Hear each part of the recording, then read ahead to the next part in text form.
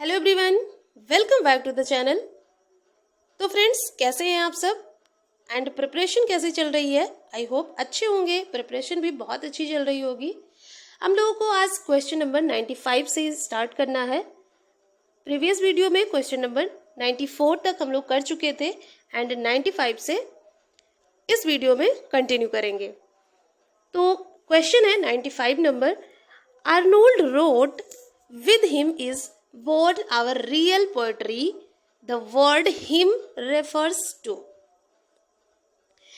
Matthew Arnold की एक poem थी जिसका टाइटल था the study of poetry. The study of poetry ये 1880 में आई थी। तो इस पोएट्री में द स्टडी ऑफ पोएट्री में जो है मैथ्यू आर्नोल्ड जॉफ्री चौसर को क्रिटिसाइज करते हुए कहते हैं कि हमारी जो रियल पोएट्री है वो जॉफ्री चौसर के जन्म के साथ शुरू हुई है। यानी कि यहाँ पे क्रिटिसाइज करते हुए कहते हैं कि जॉफ्री चौसर के जन्म के साथ ही हमारी रियल पोएट्री का जन्म हुआ है। तो यहाँ पे जो हिम वर्ड आया है ये रेफर किया गया है जॉफ्री चौसर को। ऑप्शन में जॉफ्री चौसर नहीं है, Milton, Shakespeare, Wordsworth.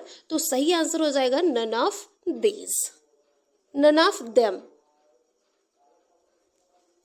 Next question है, who quoted these lines about tragedy?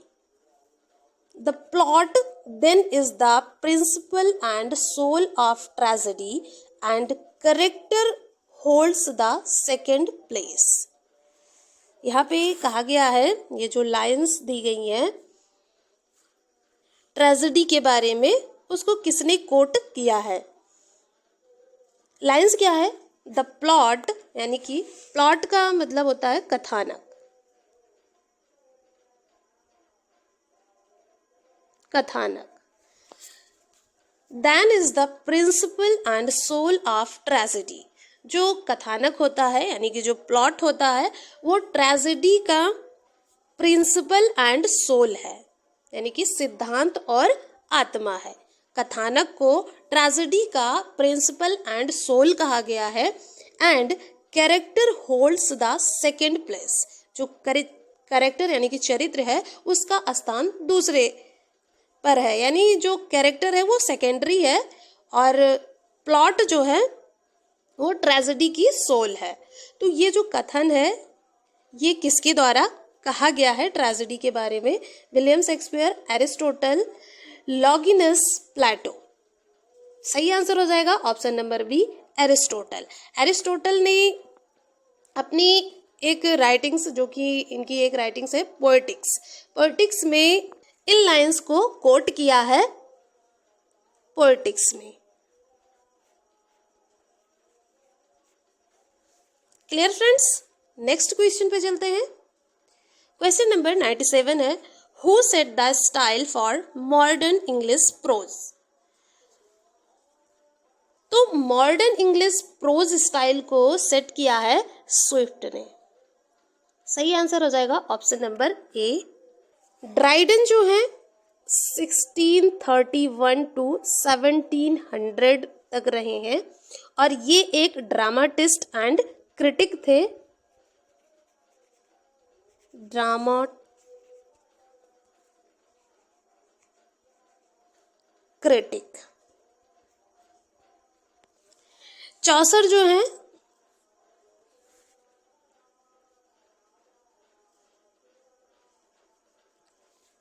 1340 to 1400 और इनको कहा जाता है father of English poetry.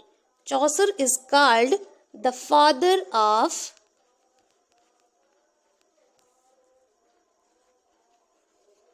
English poetry.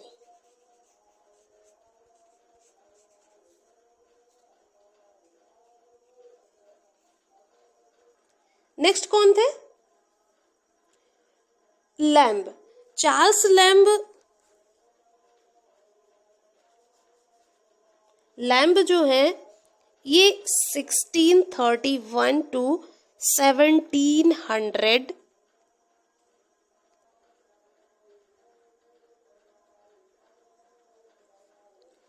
1775 to 1834 ये इनका समय रहा है और इनको कहा जाता है, चार्ल्स लैम्ब को, फादर ऑफ इंग्लिश पर्सनल एसे।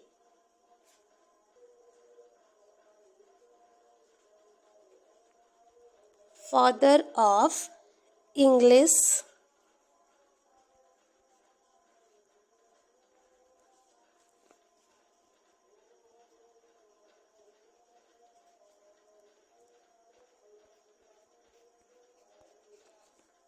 तो चार्ल्स लैम्ब को कहा जाता है फादर ऑफ इंग्लिश पर्सनल एसे। इसका सही आंसर होगा स्विफ्ट। स्विफ्ट जो है इनका फुल नेम है जोनाथन स्विफ्ट और इनका जो कार्यकाल रहा है वो 1667 टू 1745 तक रहा है और ये एक सटायरिकल ऑथर थे। इन्होंने एक सटायर प्रोज लिखा है गुलिवर ट्रेवल्स 1726 में। 1726 में सटायरिकल प्रोज लिखा है गुलिवर्स ट्रेवल्स। जो ये जोनाथन स्विफ्ट का गुलिवर्स ट्रेवल्स वर्क है ये बड़ा ही फेमस है और यहाँ से क्वेश्चंस एग्जाम में बने हैं, तो ये चीज पता होना चाहिए हम सभी को। नेक्स्ट क्वेश्चन पे चलते हैं। क्वेश्चन नंबर 98 है, Iliad was first translated into English by. तो इलियाड का जो है इंग्लिश में ट्रांसलेशन फर्स्ट टाइम हुआ 1611 में। 1611 जिसको किया जॉर्ज चैंपमैन ने। George Chapman.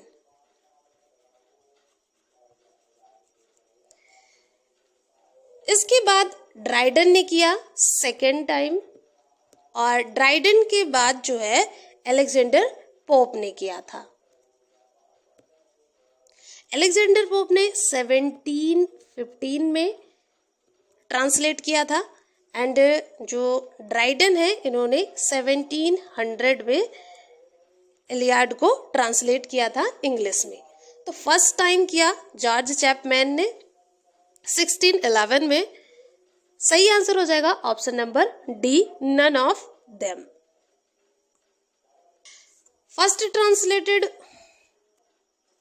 इंग्लिश वर्जन था इलियाड का जो कि 1611 में आया और जॉर्ज चैपमैन ने इसको ट्रांसलेट किया। 1600 में ड्राइडन ने ट्रांसलेट किया एंड 1715 में अलेक्जेंडर पोप ने ट्रांसलेट किया था। क्लियर है? नेक्स्ट क्वेश्चन पे चलते हैं।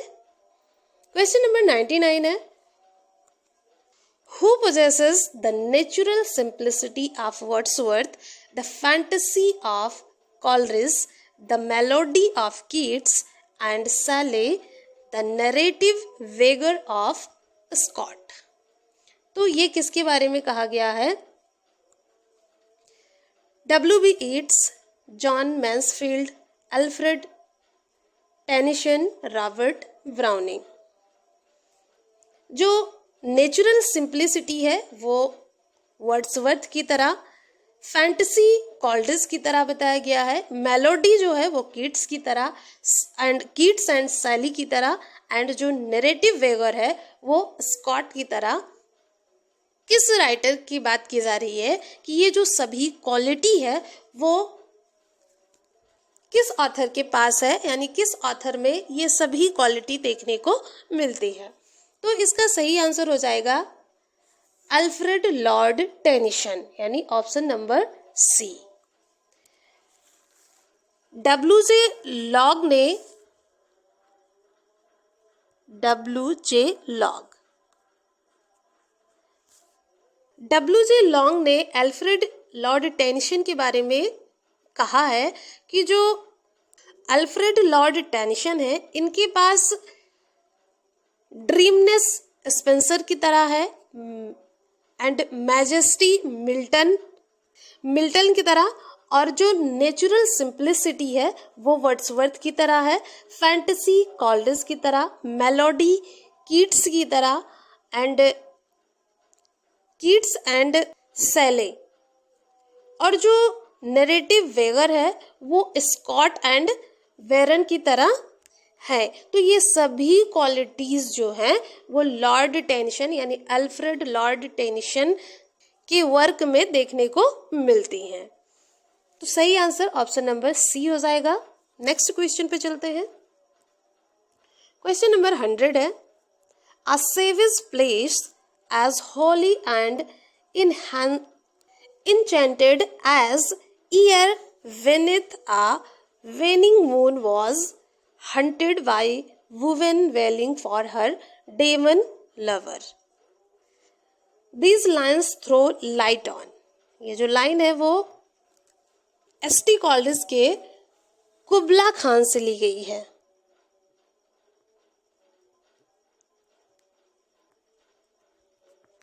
कुबला खान 1797 में लिखा गया है, यानी कि ये राइटिंग डेट है, पब्लिश हुआ था 1816 में। तो इस क्वेश्चन का सही आंसर हो जाएगा option number D, Coleridge's super natural elements. Next है, romanticism and idealism are the main features of. तो ये फीचर हैं एलिजाबेथन लिटरेचर के। सही आंसर ऑप्शन नंबर बी हो जाएगा। नेक्स्ट पे चलते हैं।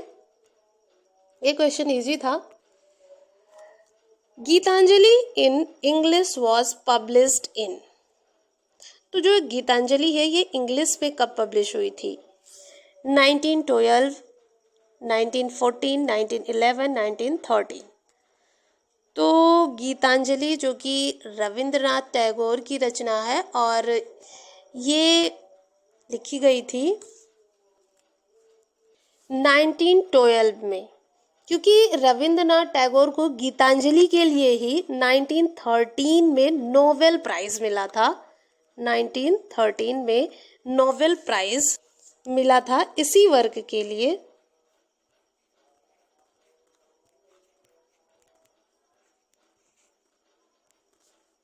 तो जो गीतांजलि है ये जो इस ओरिजिनली पब्लिश हुई थी, यानी ओरिजिनली पब्लिश हुई थी बंगाली में 1910 में,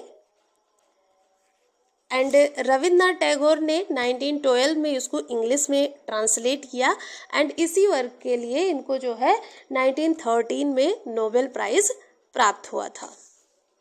नेक्स्ट क्वेश्चन है, romanticism is basically a movement that reacted against various aspects in philosophy. The romanticism reacted against.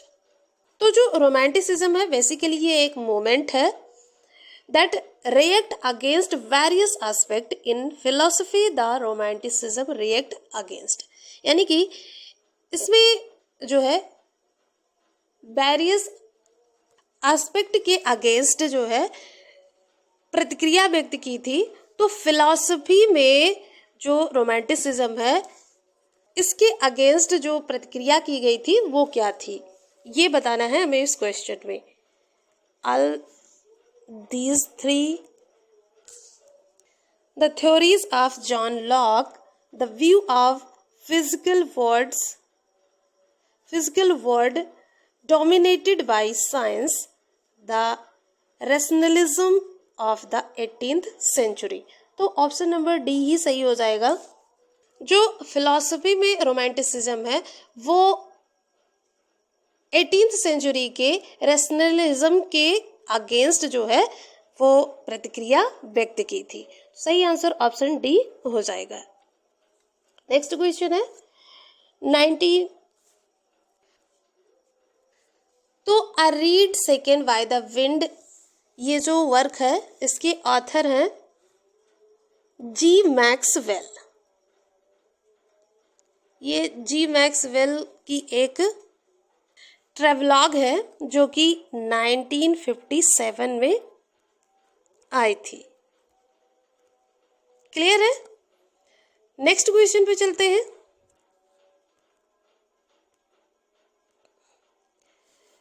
An allegory is a series of metaphors or symbols continued throughout an entire story so as to represent or describe one series of facts by another series that is analogous to it in its main features. Nesfield. Following these, which of the books mentioned below is an allegory? ये जो allegory दी गई है वो किस book में mentioned है? An allegory is a series of metaphors or symbols continued throughout an entire story so as to represent or describe one series of facts by another series that is analogous to it in its main features. क्या मतलब हुआ इसका?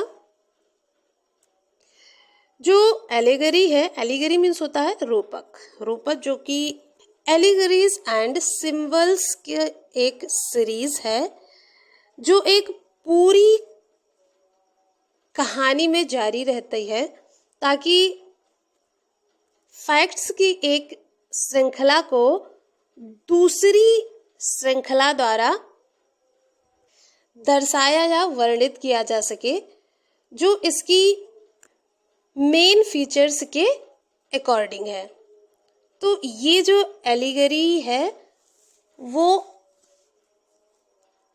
Pilgrims progress है, option number D, written by John बनियान 1678। Robinson Crusoe जो है ये Daniel Dafoe की रचना है।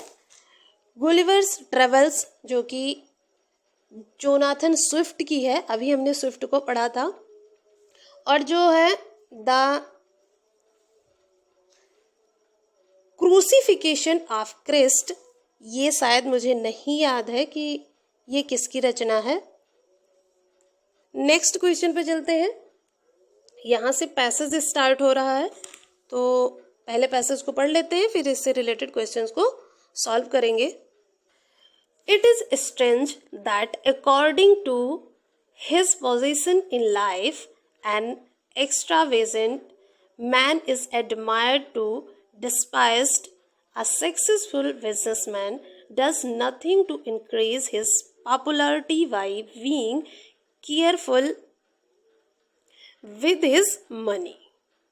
यानी कि it is strange, ये एक अजीब बात है। According to his position in life, जीवन में अपनी स्थिति के अनुसार and extravagant man is admired to despised. एक जो extravagant person होता है, मैन होता है, उसकी प्रशंसा की जाती है और despised या फिर उसको despised यानी कि तिरस्कृत किया जाता है। तो ये जो मीनिंग भी बीच बीच में मिल रहे हैं इसको भी हमें याद रखना है ताकि जो है एग्जाम में जो मिस स्पेल्ट वाले क्वेश्चंस आते हैं वहाँ पे ये जो है बेनिफिशियल होगा। एडमायर्ड, एडमायर्ड यानी कि जो है प्रशंसा की जाती है, एंड डिस्पाइस्ड तिरस्कृत किया जाता है। A successful businessman does nothing to increase his popularity by being careful with his money. एक जो सफल यानी कि सक्सेसफुल बिजनेसमैन है वो अपने पैसों के साथ सावधानी बनाकर अपनी जो पॉपुलैरिटी है उसको बढ़ाने के लिए, इंक्रीज करने के लिए कुछ नहीं करता. He is expected to display his success, to have a smart care and expensive life, and to be lavish with his hospitality. उससे उम्मीद की जाती है कि वो अपनी जो सक्सेस है उसका प्रदर्शन करे और to have a smart care, और स्मार्ट तरीके से देखभाल करे. एन एक्सपेंसिव लाइफ, एक महंगी जिंदगी जिए.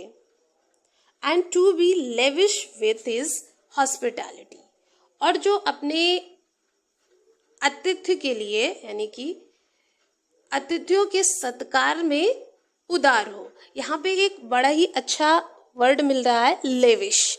लेविश का क्या मतलब होता है? चैरिटेबल या फिर ग्रेसियस.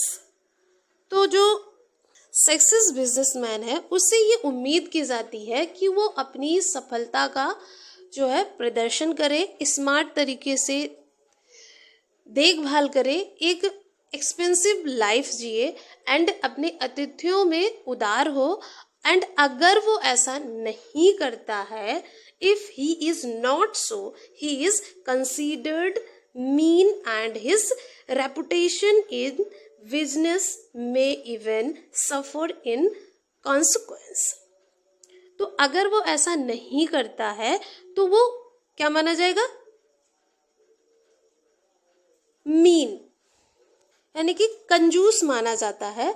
और इसका क्या परिणाम निकलता है कि उसको अपनी बिजनेस में उसकी जो रेपुटेशन है उसको नुकसान हो सकता है. The paradox remains that if he had not been careful with his money in the first place, he would never have achieved his present wealth. इसका जो पैराडॉक्स है, पैराडॉक्स इन द सेंस विरोधाभास.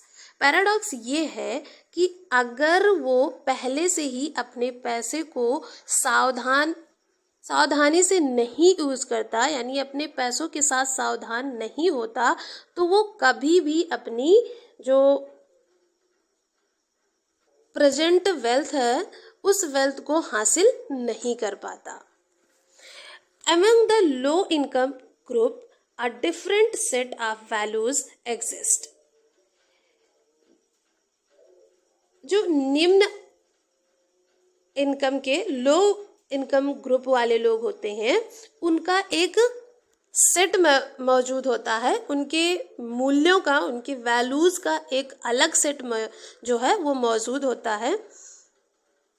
The young clerk who makes his wife a present of a new dress when he has not paid his house rent is condemned as extravagant.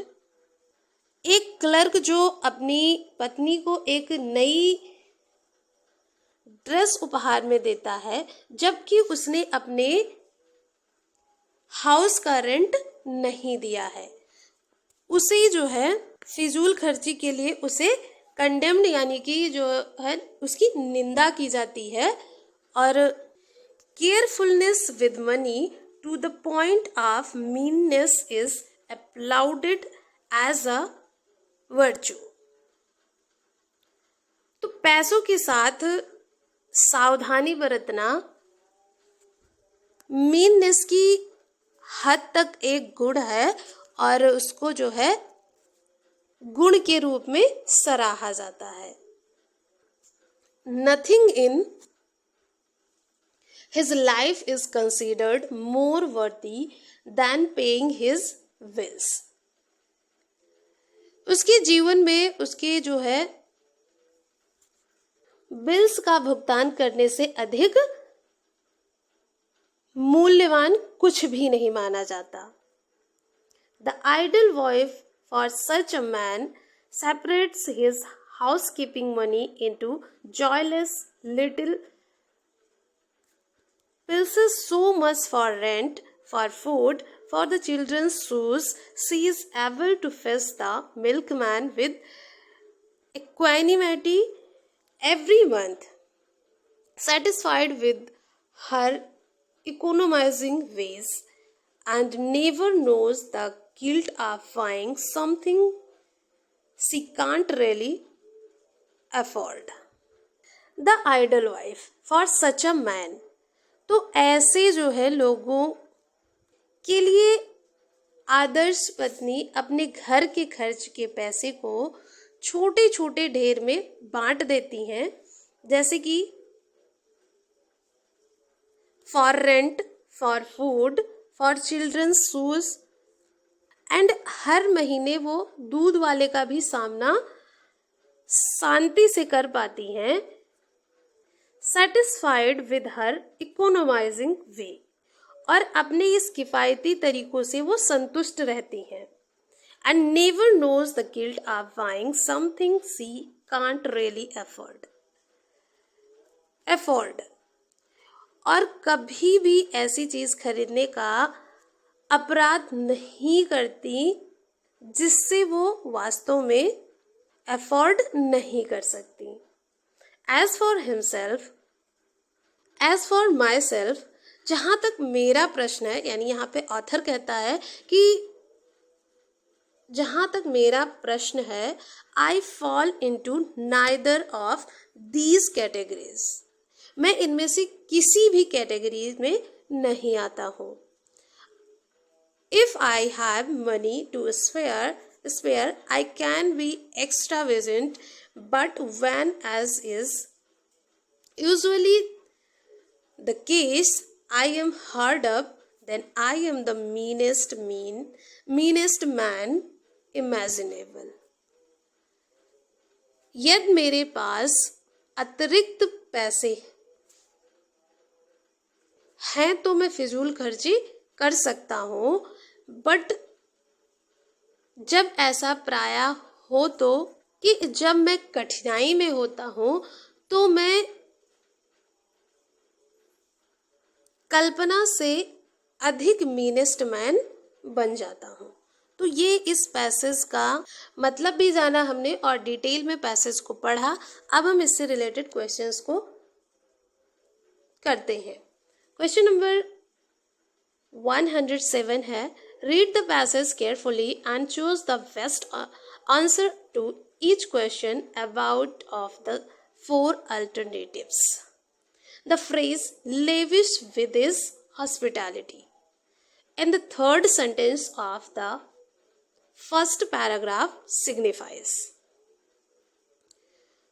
तो ये जो phrase है lavish with his hospitality, इसको हमने पढ़ा था कि जो बिजनेसमैन होता है उससे ये एस्पेक्ट किया जाता है कि वो अपने पैसों से अपनी सफलता का प्रदर्शन करे और वो अतिथियों के प्रति उदार हो. तो इसका मतलब होगा considerateness is spending on guests and strangers. Second option है difference in treating his friends and relatives, extravagance in entertaining guests. यही आंसर सही हो जाएगा, extravagance in entertaining guests. Next question पे चलते हैं. Read the passage carefully and choose the best answer to each question out of the 4 alternatives. We understand from the passage. तो इस passage से हमने क्या समझा? Carefulness generally leads to failure. All mean people are wealthy. Wealthy people are invariably successful. Thrift may lead to success. तो यहाँ पे option D सही हो जाएगा. Thrift may lead to success.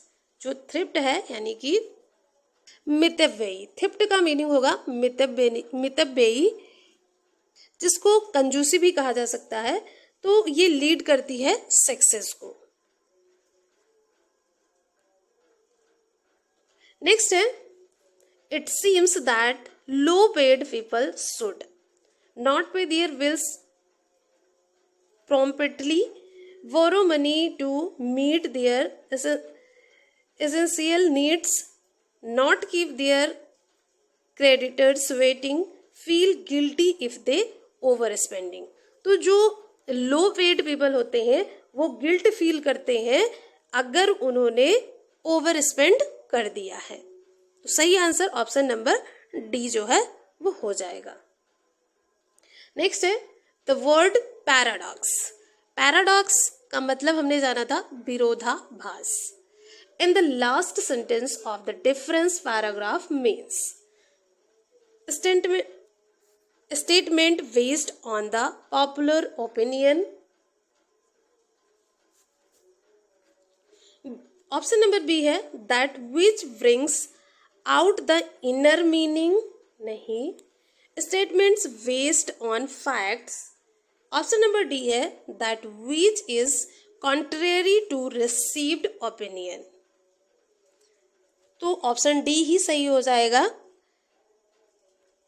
प्रायः that which is contrary to receive opinion, contrary means विपरीत। तो यहाँ विरोधाभास की बात की जा रही है। प्रायः जो ओपिनियन है वह जो कि कॉन्ट्रेरी हो, जो रिसीव्ड ओपिनियन है, प्राप्त राय जो है वो कॉन्ट्रेरी हो यानी विपरीत हो, उसी को कहते हैं पैराडॉक्स। नेक्स्ट है how does the housewife describe by the writer feel when she saves money? She is content to be so thrifty। इसका यही आंसर सही हो जाएगा क्योंकि हमने पैसेज में पढ़ा है कि जब जो हाउसवाइफ होती है वो जब अपने पैसों को बचाती है तो वो कंटेंट यानी कि फील करती है, कंटेंट यानी कि संतुष्टि फील करती है। Is content to be so thrifty, अपने इस थ्रिफ्टी यानी कि मितव्ययी स्वभाव से वो संतुष्ट फील करती है। नेक्स्ट क्वेश्चन है Which of the following is opposite in meaning to the word applauded? Applauded means होता है किसी को to admired यानी किसी की प्रशंसा करना। तो प्रशंसा करने का जो ऑपोजिट होगा वो हो जाएगा किसी की निंदा करना। तो humiliated, suppressed, described, cherished। तो इसका सही आंसर हो जाएगा option number C, decried. applauded means to praise and described means to condemned or to disapproved। humiliated means होता है किसी को अपमानित करना, insulted, डिसऑनर्ड, डिसग्रेस्ड, ये सभी इसके सिनोनिम हो जाएंगे।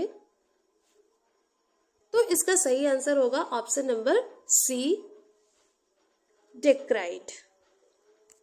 नेक्स्ट क्वेश्चन है the statement she is able to face the milkman with equanimity implies that.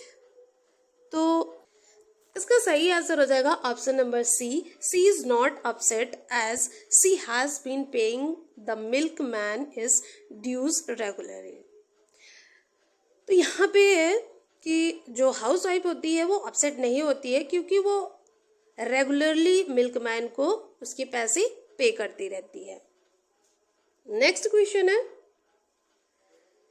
As far as money is concerned we get the impression that the writer we get the impression that the writer हमें आभास होता है कि जो लेखक है, लेखक के पास अक्सर बचत के लिए पैसा नहीं होता।